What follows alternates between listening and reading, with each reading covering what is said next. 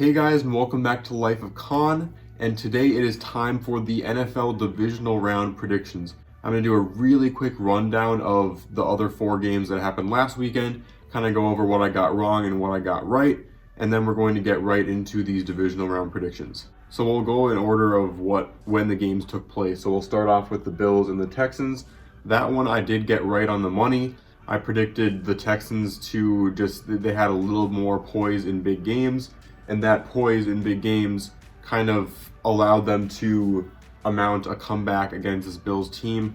It really was obvious that the Bills are a really good team and they have a lot of potential, but they just were about 1 year shy of really reaching their potential. I think they needed this 1 year of experience as a good team in the playoffs, and I just don't think that they were ready yet. I think that Josh Allen played a little too, like the head coach Sean McDermott said, he tried a little too hard to make things happen, and I think they're 1 year removed from possibly a really good year.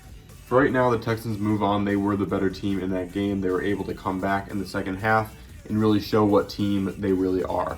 So moving on to the Titans at the Patriots, and this one I actually got wrong. I predicted the game to be pretty close, but I predicted the Patriots to win and eke out one last, win to close out their home tenure of this amazing dynasty. I thought they were going to go into this game with just a little more swagger and a little more of that, we're the Patriots vibe.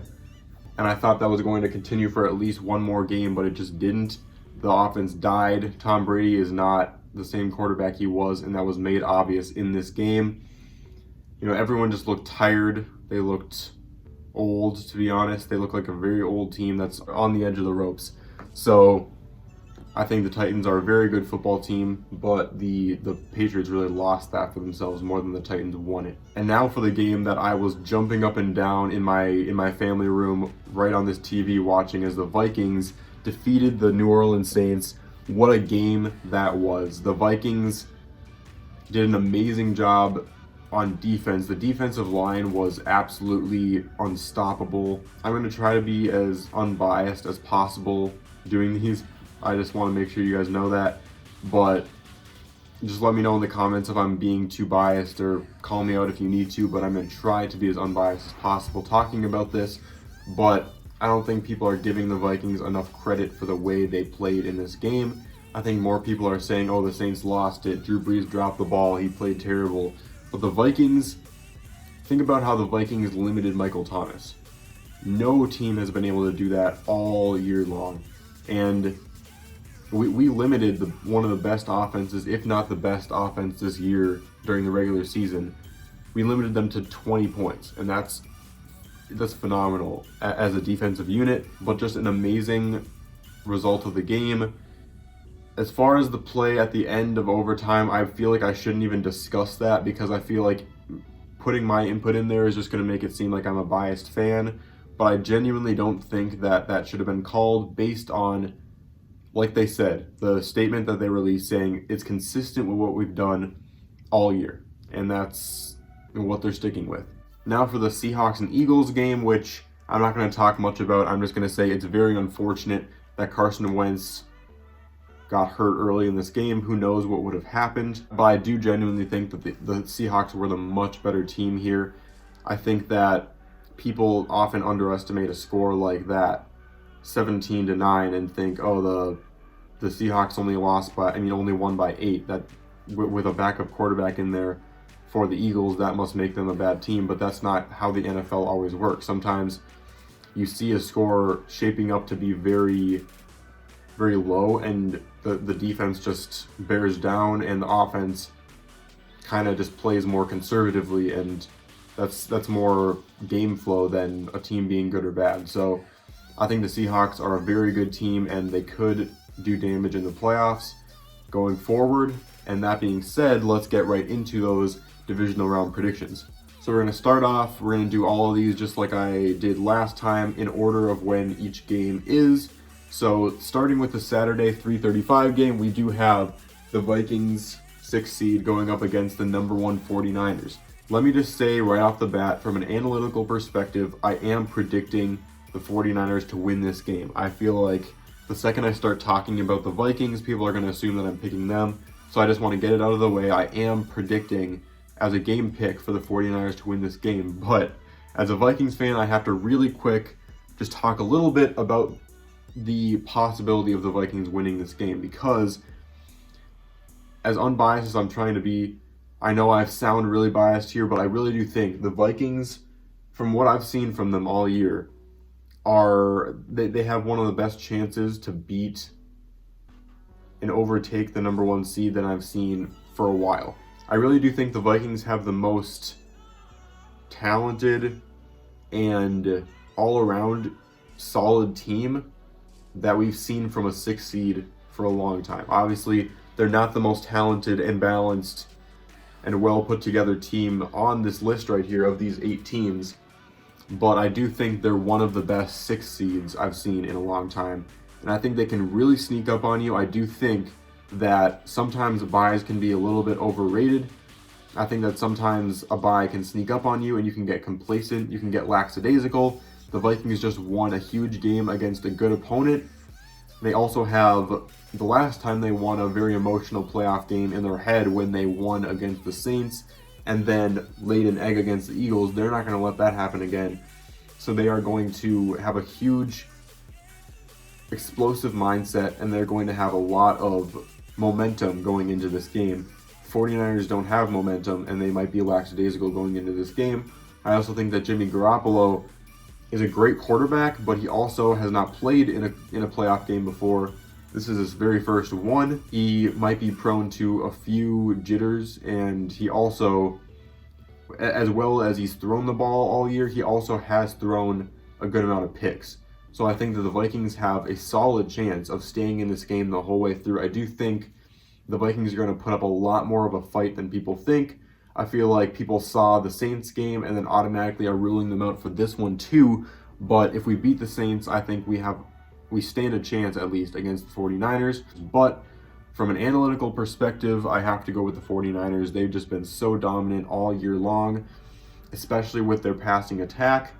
And it's really hard to keep up with a team when they keep scoring, and then the defensive line and everything they have on defense keeps you from getting back into the game. So I think the 49ers are the better team on paper.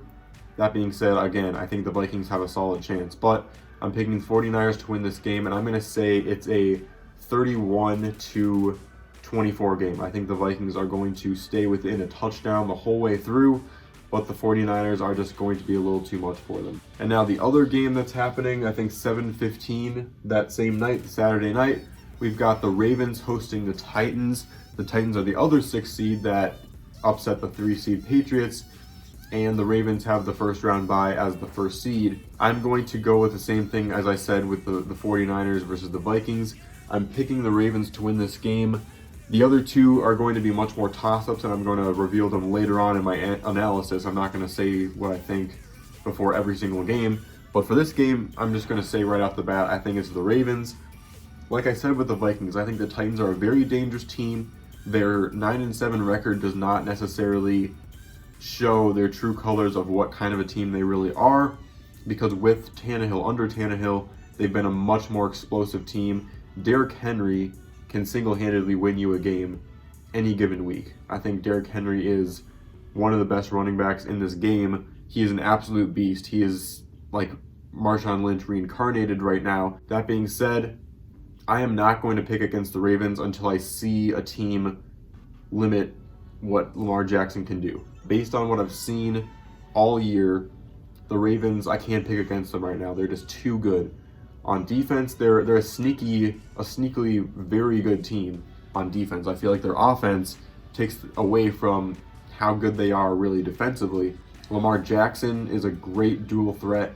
You never know what he's going to do. And on top of that, Mark Ingram is also a phenomenal running back, and he can just truck people over anytime he wants. So yeah, I think the Ravens are just too much, I think, for the Titans to handle. And I think that this is going to be kind of a blowout. I'm going to go with the Ravens 34 and the Titans 17. I'm going to say this is a lot less close of a game than the Vikings 49ers. Next, we've got the Chiefs hosting the Texans. This is the early game on Sunday. It's something around the ballpark of 205 or something like that. Maybe it's 240. But it's the Chiefs hosting the Texans. The Texans putting up a solid comeback against the Bills. And this game I'm super excited to watch. I think this is going to be a phenomenal game. We've got two amazing quarterbacks, Patrick Mahomes and Deshaun Watson, battling it out to see who can get the upper hand. I'm really looking forward to seeing how Deshaun Watson handles this pressure. He is so good at home, going on the road against a Chiefs team that is so desperate to win a playoff game, and not just a playoff game, but so desperate to go to the Super Bowl.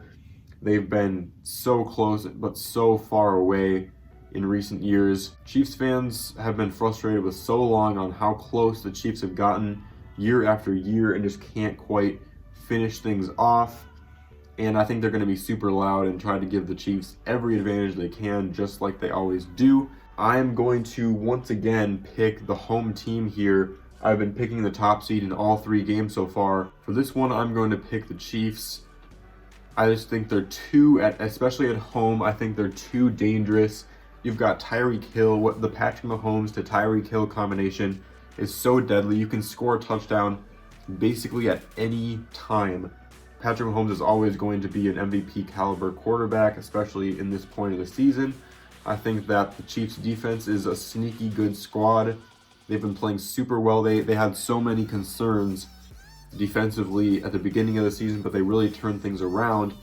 The one thing that is their Achilles heel, though, is still defending against the run game, because they've done really well now against the pass defense, which is going to bode really well for them against a Texans team that does so well through the air with Deshaun Watson and DeAndre Hopkins going, as well as Will Fuller, who should be in this game too. The real concern with the Chiefs is the running game, because we've got Carlos Hyde going up against a very beatable Chiefs run defense.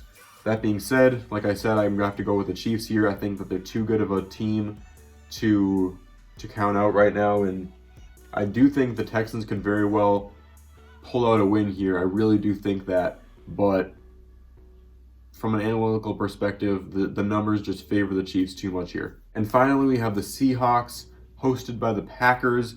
The Packers are the 2nd seed. The Seahawks are the 5 seed. A lot of very memorable moments in the playoffs with these two. We've got Hasselbeck's "we want the ball and we're going to score" pick 6 in the wild card round that one year. Most recently, we had the amazing game, one of the best playoff games I've ever watched, when the Seahawks won in overtime against the Packers to send them to one of their 2 Super Bowls. So please don't place too much, shade on me for wearing this hat and saying this. Don't call me too biased here, but I'm going to go with the Seahawks to upset the Packers. Obviously, it's not completely unbiased. There's always some bias involved here. I would love to see the Packers lose, but just from my perspective, based on what I've seen from the Packers this year, they haven't been too impressive. They beat the Vikings twice, which was impressive. One was home when Kirk Cousins really blew that game, and the other one was when we didn't have Dalvin Cook in the game, and I really do feel like we would have won that game if Dalvin Cook had started. Other than that, we've got one solid win at the Chiefs, back when the Chiefs had a backup quarterback in there, and what follows is just really close wins against a lot of teams they should have smoked. And usually I'm the first person to say, barely winning a game against a bad team doesn't necessarily make you bad. It just means that you had a certain game flow, a certain way the game is going where you didn't need to smoke the team. But if you do it consistently throughout an entire season, that's a lot more eyebrow raising. They lost to the Chargers and only put up 3 points against them? Was that correct? 3 or 10 points against them. They got smoked by the 49ers, absolutely demolished. And I don't know, I just haven't seen enough from the Packers to know that they are a good playoff team that could, go all the way. I think that their record is very overblown, and I think that as of right now, I think that the Packers don't have it in them to win this game. I think that if the Seahawks didn't have a quarterback like Russell Wilson, I wouldn't be making this pick. But you've got Russell Wilson an MVP candidate again this year. I basically think that whichever one of those two, Lamar Jackson or Russell Wilson, makes it farther in the playoffs, that one will win MVP. That's really what I think. But Russell Wilson is playing amazing football with no support, and he's got a terrible offensive line.